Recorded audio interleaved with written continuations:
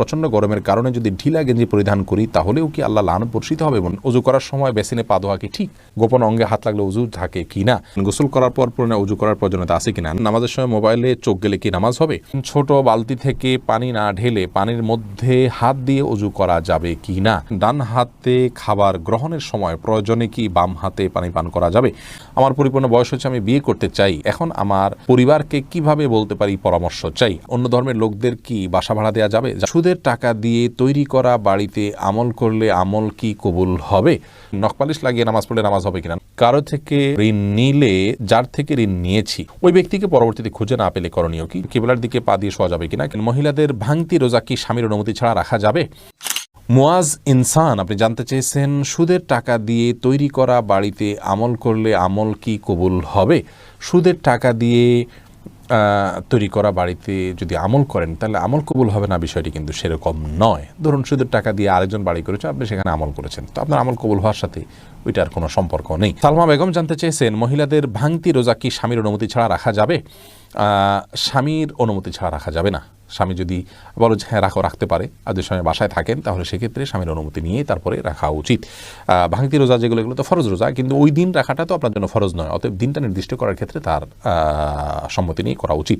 কারজাই এর দিকে আপনি জানতে চেয়েছেন, কারো থেকে ঋণ নিলে যার থেকে ঋণ নিয়েছি ওই ব্যক্তিকে পরবর্তীতে খুঁজে না পেলে করণীয় কি? যদি কোনোভাবে খুঁজে পাওয়া না যায় এবং আশাও ছেড়ে দেন তাহলে সেক্ষেত্রে সেই ঋণের টাকা আপনি যে কোনো গরিব মানুষকে, অসহায় মানুষকে আপনি দান করে দিবেন বা কল্যাণমূলক খাতে দান করে দিবেন ওই ব্যক্তির তরফ থেকে, প্রাপকের তরফ থেকে, তাহলে আপনি দায়মুক্ত হবেন ইনশাআল্লাহ। এমডি ইফতিখার শুভ আপনি জানতে চেয়েছেন, নখপালিশ লাগিয়ে নামাজ পড়লে নামাজ হবে কিনা? নখপালিশ লাগিয়ে যদি আপনি অজু করেন তাহলে অজু হবে না, আর অজু না হলে নামাজ হবে না, অতএব বলতে পারেন নখপালিশ লাগিয়ে অজু করে নামাজ পড়লে নামাজ হবে না। কিন্তু যদি অজু অবস্থায় নখপালিশ লাগিয়ে আপনি নামাজ পড়েন অজু অবস্থায়, তাহলে ওই নামাজটা হবে। পরবর্তীতে আবার যখন নামাজের সময় হবে বা অজু ভাঙবে তখন আপনাকে নখপালিশ রিমুভ করে তারপর অজু করতে হবে, অন্যথায় এটি জায়েজ হবে না। মা বোনরা মাসিকের দিনগুলোতে নেল পালিশ ইউজ করতে পারেন, কোনো অসুবিধা নেই, যেহেতু তখন নামাজের অপশন তাদের নাই। কিন্তু পরবর্তীতে আবার নামাজ যখন শুরু হবে তার আগে তাদেরকে সেটি রিমুভ করে নিয়ে তারপর উজু করে নামাজ পড়তে হবে। মুসলিউদ্দিন হৃদয় জানতেছেন, পুরুষ ডাক্তার দ্বারা সিজার ডেলিভারি করানো যাবে জায়েজ কিনা? যদি বিকল্প না থাকে তাহলে জায়েজ আছে, কিন্তু এটি আমাদের দেশের জন্য খুবই লজ্জাজনক একটি অধ্যায়। বাংলাদেশে এখন অহরহ ডেলিভারি করানো হয়, সিজার করানো হয় পুরুষ ডাক্তারের মাধ্যমে। শুধু বাংলাদেশে নয়, সৌদি আরবেও এটি আমি দেখেছি, কাছে থেকে জেনেছি যে পুরুষ ডাক্তাররা এই কাজগুলো করেন। এটি খুবই গর্হিত কাজ, খুবই গর্হিত কাজ। নারী ডাক্তারদেরকে উৎসাহিত করা উচিত এবং নারীদেরকে ডাক্তারি পড়ানো উচিত এবং এই কাজগুলো নারী ডাক্তারদের উপর ছাড়া উচিত। অন্যান্য সেক্টরে অনেক ডাক্তার চলে যাচ্ছেন, নারীরা গাইনিতে না গিয়ে অন্যান্য অনেক ডিপার্টমেন্টে চলে যাচ্ছেন, অথচ গাইনিতে পুরুষরা আসছেন। এটি মুসলিম কান্ট্রি বা মুসলিম সমাজের জন্য লজ্জা ছাড়ার কিছু নয়। একজন রোগী হিসাবে আমরা যদি অনন্যোপায় হই, অন্য কোনো বিকল্প ব্যবস্থা না থাকে, তাহলে আমাদের জন্য এটি জায়েজ রয়েছে। হোসেন আহমদ জানতে চেয়েছেন, আমার পরিপূর্ণ বয়স হচ্ছে, আমি বিয়ে করতে চাই, এখন আমার পরিবারকে কিভাবে বলতে পারি পরামর্শ চাই? আপনার বিয়ের বয়স হচ্ছে, আপনি নিজে না বলতে পারলে অন্য কারোর মাধ্যমে বলাবেন।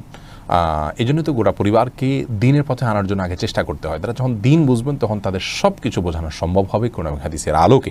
আপনি নিজে না পারলে অন্য কারোর মাধ্যমে করবেন। আলমগীর হোসেন জানতেছেন, নামাজের সময় মোবাইলে চোখ গেলে কি নামাজ হবে?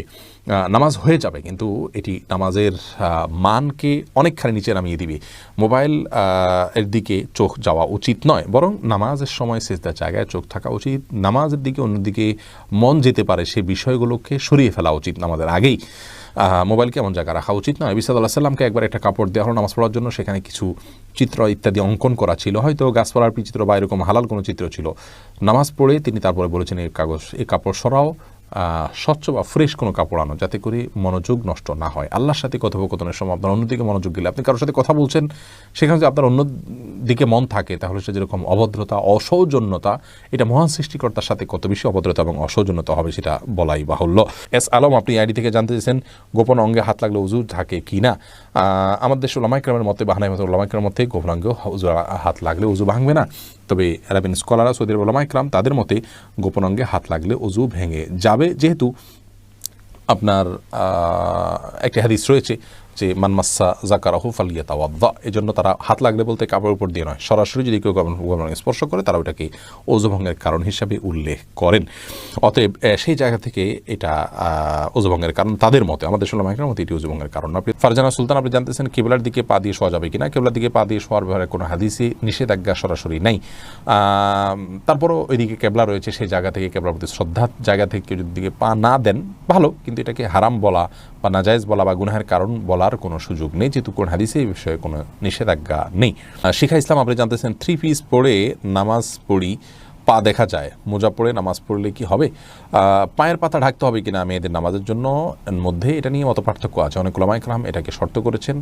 আমি ব্যক্তিগতভাবে এই মতটা চাইতে, যারা বলেন যে পায়ের পাতা, পাতা বলতে পায়ের পাতার তলের অংশ এটা ঢাকার শর্ত দিয়ে থাকেন, তাদের মতটাকে আমি সমর্থন করি না। পাতার উপরের অংশ, যেটা পাতার উপরের অংশ, সেটা ঢাকতে হবে কিনা অনেক উলামায়ে কেরাম বলেছেন সেটা ঢাকতে হবে, অনেকে বলেছেন শুধু গিরার নিচ পর্যন্ত থাকলেই হবে কাপড়, পাতা না ঢাকলেও চলবে। তো দুই পক্ষের উলামায়ে কেরামের দলিল রয়েছে। নিরাপদ হলো এমন কাপড় পরা যে কাপড়টা অনেক বেশি লম্বা হয়, যে পায়ের পাতার উপরের অংশ সহ ঢাকা পড়ে। তলা ঢাকার জন্য, মোজা পরার জন্য আলাদা করে কষ্ট করা বা কসরত করা এটা আবশ্যক নয়। ইনশাআল্লাহ বিইذনিল্লাহ নামাজ হয়ে যাবে যদি কেউ মোজা না পড়ে। এরপরে উরাত আইন মারিয়া, আপনি জানতে চেয়েছেন অন্য ধর্মের লোকদের কি বাসা ভাড়া দেওয়া যাবে? যাবে, কোনো অসুবিধা নেই, তাদেরকে বাসা ভাড়া দেওয়াতে কোনো অসুবিধা নেই। মোহাম্মদ আরাফাত ইসলাম জানতেছেন ডান হাতে খাবার গ্রহণের সময় প্রয়োজনে কি বাম হাতে পানি পান করা যাবে? প্রয়োজনে বলতে কি, ডান হাতে পানি পান করা উচিত, খাবার গ্রহণ করা উচিত। ইভেন আপনার খাবার খেলে আঙ্গুল চেটে তারপরে আপনি ডান হাতে ধরে খাবেন। যদিও আমাদের উলামায়ে কেরাম বলেন যে বাম হাতে আপনি পানির পাত্র ধরলেন, ডান হাত দিয়ে ঠেক দিলেন, তার মানে 2 হাত ধরে খালেন, এটা জায়েজ আছে, এটা একটা পন্থা মাত্র, কিন্তু সবচেয়ে উত্তম হয় সরাসরি ডান হাতে খাওয়া। সেক্ষেত্রে খাবার লেগে যাওয়ার যে ভয় থাকে গ্লাস ইত্যাদিতে, সেটা থেকে বাঁচার জন্য আপনি পরিষ্কার করে নেবেন, আলতো করে ধরবেন, কিন্তু ডান হাতে খাওয়া উচিত, পান করা উচিত, যেহেতু হাদিসে সুস্পষ্টভাবে ডান হাতে খাওয়া পান করার নির্দেশ রয়েছে। ফারিয়া এনামুল, আপনি জানতে চেয়েছেন ছোট বালতি থেকে পানি না ঢেলে পানির মধ্যে হাত দিয়ে ওযু করা যাবে কি না? যাবে। হাত দিয়ে কোষ করে উঠিয়ে আগে হাত ধোবেন 3 বার, এরপরে আবার আপনি কোট দিয়ে স্বাভাবিকভাবে ওযু করতে পারেন, কোনো অসুবিধা নাই। নবী সাল্লাল্লাহু আলাইহি ওয়াসাল্লাম এই পদ্ধতিতে ওযু করেছেন। হাসিবুল হোসেন জানতে চেয়েছেন গোসল করার পর পুনরায় ওযু করার প্রয়োজনীয়তা আছে কিনা? না, গোসল যদি সুন্নাহসম্মত করে থাকেন আলাদা ওযু করার কোনো প্রয়োজন নাই। 2 হাতের কবজি ধুয়ে, কুলি করে, নাকে পানি দিয়ে, মুখ ধুয়ে, হাত ধুয়ে, মাথা মাসে করে তারপরে গোসল শেষ করে আসার সময় পা ধুয়ে চলে আসবেন। এভাবে গোসল করলে আপনার আলাদা করে আর গোসল করার কোনো প্রয়োজন নেই। ওযুতে আপনার গোসলের শুরুতে ওযুর নিয়ত হয়ে যাচ্ছে। নিশান, আপনি জানতে চেয়েছেন ওযু করার সময় বেসিনে পা ধোয়া কি ঠিক? নিজের বাসা বাড়িতে অসুবিধা নেই, করতে পারেন, তবে আপনার রিস্ক মুক্ত হওয়াটা আর বিষয়ে মাথা রাখতে হবে। নিজের জন্য রিস্কি হলে সেটা আপনার জন্য করা উচিত হবে না, কারণ নিজেকে বিপদের মুখে ঠেলে দেওয়া ইসলামের শরীয়তে জায়েজ নয়। অনেক সময় এখান থেকে পড়ে বা দুর্ঘটনার শিকার হতে পারে মানুষের। যদি সেরকম না হয়, আপনি আশপাশে কিছু ধরে করতে পারেন, তাহলে এটা জায়েজ আছে, কিন্তু পাবলিক প্লেসে বা বাইরে এরকমটি করা অনুচিত, যেহেতু এটা দৃষ্টিকটু। অন্য ধরনের মানুষরা আছে যারা এই বেসিন ব্যবহার করবে, তারা দেখে হয়তো ইসলাম সম্পর্কে বাজে ধারণা নিবে, বা তাদের হক নষ্ট হতে পারে, বা আশপাশে পানি পড়ে ভিজে যাবে, জায়গাগুলো নষ্ট হবে।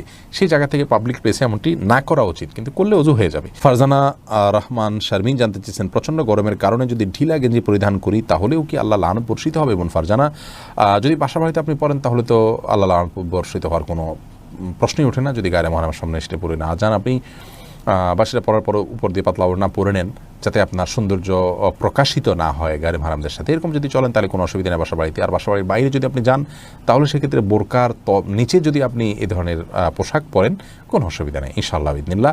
অর্থাৎ আপনার পর্দা, বাইরে যখন যাবেন পর্দা মেনটেন করতে হবে। গরম এর কষ্ট যত বেশি, জাহান্নামের গরমের কষ্ট তার চাইতে অনেক বেশি। অতএব পর্দা লঙ্ঘন যেন না হয়, পরপুরুষের সামনে যাতে আপনার পর্দা লঙ্ঘিত না হয় সে বিষয়টা আপনি খেয়াল করবেন। এছাড়া বাকি অবস্থাতে আপনি করতে পারেন।